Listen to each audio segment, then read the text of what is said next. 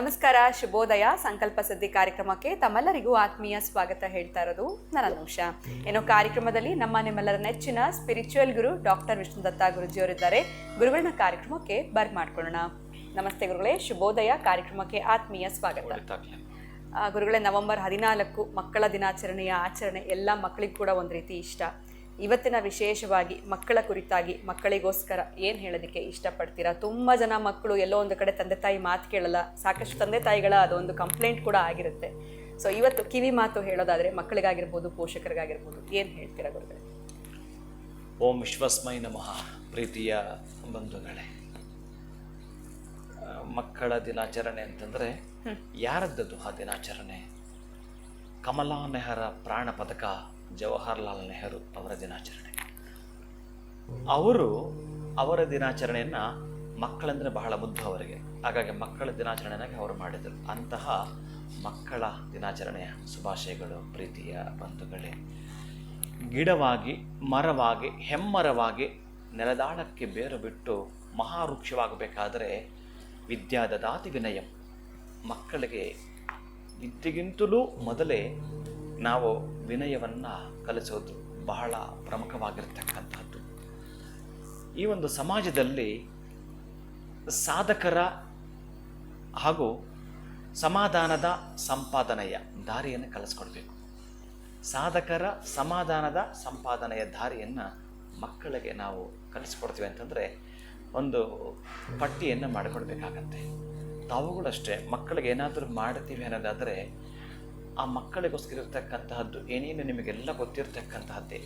ಈಗ ಇನ್ಶೂರೆನ್ಸ್, ಜೀವ ವಿಮೆ ಮಾಡಿಸ್ತಕ್ಕಂಥದ್ದಾಗಿರ್ಬೋದು, ಆಮೇಲೆ ಎಜುಕೇಷನ್ ಲೋನ್ ಆಗಿರ್ಬೋದು, ಅವೆಲ್ಲವೂ ಕೂಡ ಮಾಡುವಂಥದ್ದು ಕೂಡ ನೀವು ಒಂದು ವರ್ಷದಲ್ಲಿ ಒಂದು ದಿನ ಅಂತ ಇಟ್ಕೊಂಡಿದ್ದರೆ ಅದು ಈ ದಿನ ಆಗಿರುತ್ತೆ. ನಿಮಗೆ ವರ್ಷ ಟೈಮ್ ಸಿಗುತ್ತೆ ಏನಾದರೂ ಒಂದು ಮಾಡಲಿಕ್ಕೆ.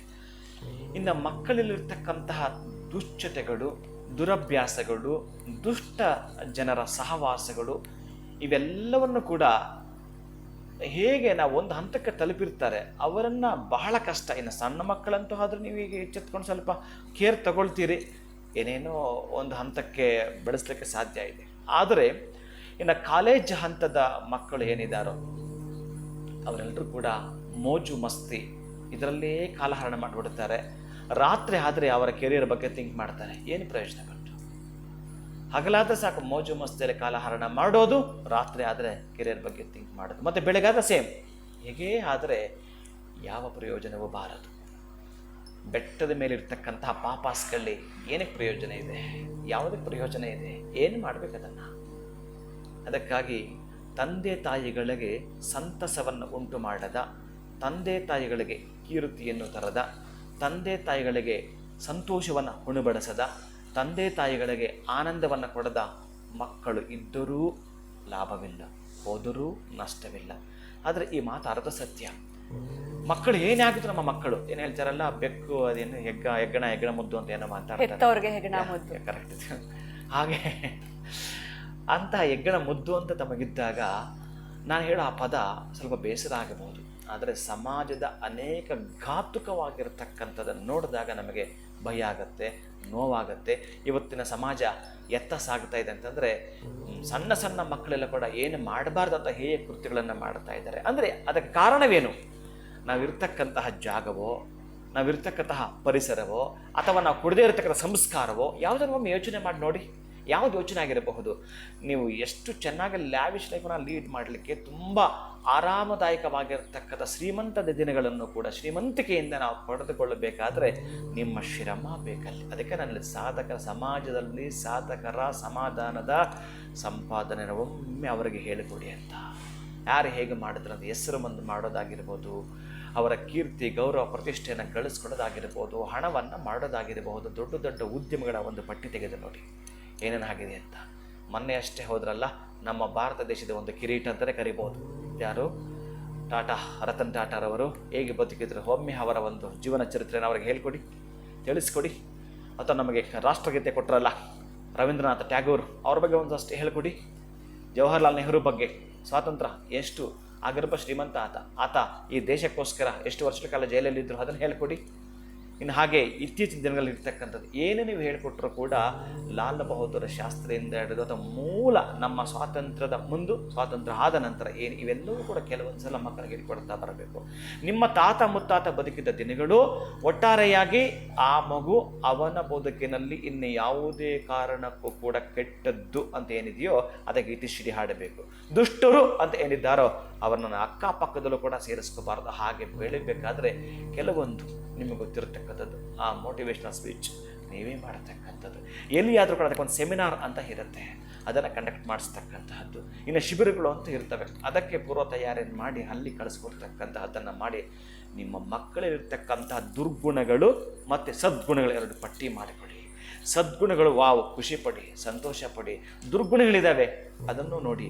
ಅದನ್ನು ಹೇಗೆ ಕರಗಿಸಬೇಕು ಅಂತಂದರೆ ಈ ಕರ್ಪೂರ ಅಂಟಿಸಿದ್ರೆ ಯಾವ ರೀತಿ ಬೂದಿ ಉಳ್ಕೊಳ್ಳದೆ ಅದು ಸುಟ್ಟು ಬಿಡುತ್ತೆ ಅದನ್ನು, ಹಾಗೆ ನಿಮ್ಮ ಮಕ್ಕಳು ಇರತಕ್ಕಂಥ ನಕಾರಾತ್ಮಕವಾಗಿರತಕ್ಕಂಥದ್ದು ಏನು ಇದೆಯೋ ಆ ನೆಗೆಟಿವ್ ಎನರ್ಜಿನ ತೆಗಿಬೇಕು ಅಂತಂದರೆ, ಆ ನಕಾರಾತ್ಮಕವಾಗಿರ್ತಕ್ಕಂಥ ದುಷ್ಟತೆಯನ್ನು ತೆಗಿಬೇಕಾದ್ರೆ ನೀವು ಯೋಚನೆ ಮಾಡಬೇಕಾಗಿರ್ತಕ್ಕಂಥದ್ದು ಮಕ್ಕಳಿಗೋಸ್ಕರ ನೀವು ಏನು ಬೇಕಾದರೂ ಮಾಡಕ್ಕೆ ಸಿದ್ಧರಿರ್ತೀರಿ. ಕೂಲಿಯೋ ಮತ್ತೊಂದು ಇನ್ನೊಂದು ಮಾಡಿ ಎಂಥ ಲೇಬರ್ ಕೆಲಸವಾದರೂ ಮಾಡಿ ಅವ್ರನ್ನ ಓದಿಸ್ತೀವಿ. ಆದರೆ ಅವರು ಸಮಾಜದ ಘಾತುಕರ ಪಟ್ಟಿಯಲ್ಲಿ ಬಂದುಬಿಡ್ತಾರೆ. ಖ್ಯಾತಿ ಪಟ್ಟಿಗೆ ಬರಬೇಕಾಗಿದ್ದವ ಕುಖ್ಯಾತಿ ಪಟ್ಟಿಗೆ ಹೋಗ್ತಿರ್ತಾನೆ. ಪ್ರಖ್ಯಾತಿಗೆ ಬಾರೋ ಅಂದ್ರೆ ಅವನ ಕುಖ್ಯಾತಿ ಆಗಿರ್ತಾನೆ. ಅದಕ್ಕಾಗಿ ಪ್ರೀತಿ ಬಂಧುಗಳೇ, ಮಕ್ಕಳ ದಿನಾಚರಣೆ ಎಂದು 1-2 ನಿಮ್ಮ ನೆನಪಿಗಾಗಿ ಈ ಪರಿಸರ ಉಳಿಸೋದಕ್ಕಾಗಿ ಒಂದು 4-5 ಗಿಡವನ್ನು ನೆಡುವಂಥದ್ದು. 4-5 ಗಿಡವನ್ನು ನೆಡುವಂಥದ್ದು. ನಿಧಾನಕ್ಕೆ ನಿಮಗೊಂದು ವಯಸ್ಸು ಆಗ್ತಾ ಬರ್ತಾವಾಗ ಯೋಚನೆ ಮಾಡ್ತಾರೆ, ನಾನು ನೆಟ್ಟಿದ ಹರಳಿ ಗಿಡ ಇದು ಅಂತ ಖುಷಿ ಪಡ್ತೀರಿ. ಅರೆ ನಾನು ನೆಟ್ಟ ಗಿಡ ಇದು ಹೂವು ಬಿಡ್ತಾ ಇದೆ ಅಂತ ನಿಮಗೆ ಆಗುವಂಥ ಆ ಫೀಲೇ ಬೇರೆ ಇರುತ್ತೆ, ಆನಂದನೇ ಬೇರೆ ಇರುತ್ತೆ. ಆ ಥರದ ಮಕ್ಕಳ ಕೈಯಲ್ಲಿ ಒಂದು 4-5 ಒಳ್ಳೆಯ ಕೆಲಸವನ್ನು ಇವತ್ತು ಮಾಡುವಂಥದ್ದು.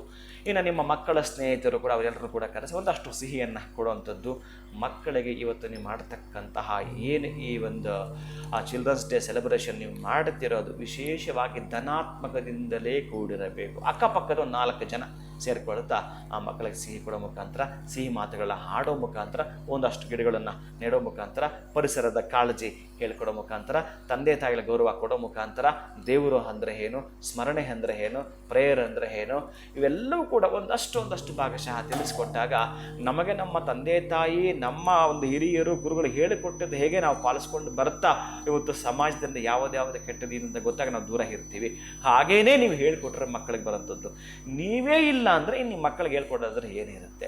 ಅದಕ್ಕಾಗಿ ಮೊದಲು ನಾವು ಬದಲಾಗೋಣ. ತಕ್ಕ ಮಟ್ಟಿಗೆ ನಾವು ಬದಲಾಗ್ತಾ ಮಕ್ಕಳನ್ನು ಬದಲಾಯಿಸ್ತಕ್ಕಂಥದ್ದು ಇವತ್ತು ಮಕ್ಕಳ ದಿನಾಚರಣೆಯೊಂದಿಗೆ. ಇವತ್ತಿನ ಮಕ್ಕಳೇ ನಾಳಿನ ಪ್ರಜೆಗಳು. ನಿಮಗೆ ಗೊತ್ತಿದೆ, ಕೆಚ್ಚೆದೆಯ ಹೆಚ್ಚಮ ರಣಧೀರರು, ನುಡಿದಾಸರು, ಹೊಯ್ಸಳರ ಕಿಡಿಗಳು, ಹೊನ್ನಮಳೆ ಸುರಿಸಿದ ಹರಿರಾಯರ ತೋಳ್ಬಲಗಳ ಹೆಮ್ಮೆಟ್ಟಿಸು.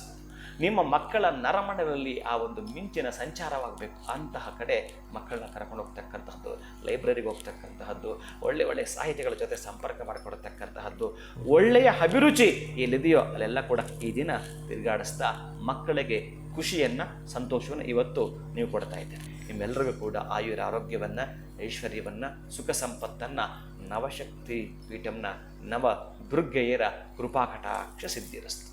ಧನ್ಯವಾದಗಳು ಗುರುಗಳೇ. ಎಲ್ಲೋ ಒಂದು ಕಡೆ ಮೊದಲು ನಾವು ಬದಲಾಗಬೇಕು, ಇನ್ನು ಮಕ್ಕಳಿಗೆ ಸಂಸ್ಕಾರ ಅನ್ನೋಂಥದ್ದಾಗಿರಬಹುದು, ಪ್ರತಿಯೊಂದು ಕೂಡ ಮನೆಯಿಂದನೇ ಪ್ರಾರಂಭ ಆಗಬೇಕು ಅನ್ನೋ ಒಂದು ಉತ್ತಮವಾಗಿರುವಂಥ ಕಿವಿ ಮಾತನ್ನು ಪೋಷಕರಿಗೂ ಕೂಡ ತಿಳಿಸ್ಕೊಟ್ಟಿದ್ದೀರಾ, ಮಕ್ಕಳಿಗೂ ಕೂಡ ತಿಳಿಸ್ಕೊಟ್ಟಿದ್ದೀರಾ. ಬಹಳ ಧನ್ಯವಾದಗಳು ತಮಗೆ. ನಮಸ್ಕಾರ. ಹರೇ ಶ್ರೀನಿವಾಸ. ಏನು ವೀಕ್ಷಕರೇ, ಇವತ್ತಿನ ವಿಡಿಯೋನ ಮುಗಿಸುವಂಥ ಸಮಯ ಆಗಿದೆ. ಮತ್ತೊಂದು ಹೊಸ ವಿಚಾರದೊಂದಿಗೆ ಮುಂದಿನ ವಿಡಿಯೋನಲ್ಲಿ ಭೇಟಿ ಮಾಡ್ತೀನಿ. ನಮಸ್ಕಾರ.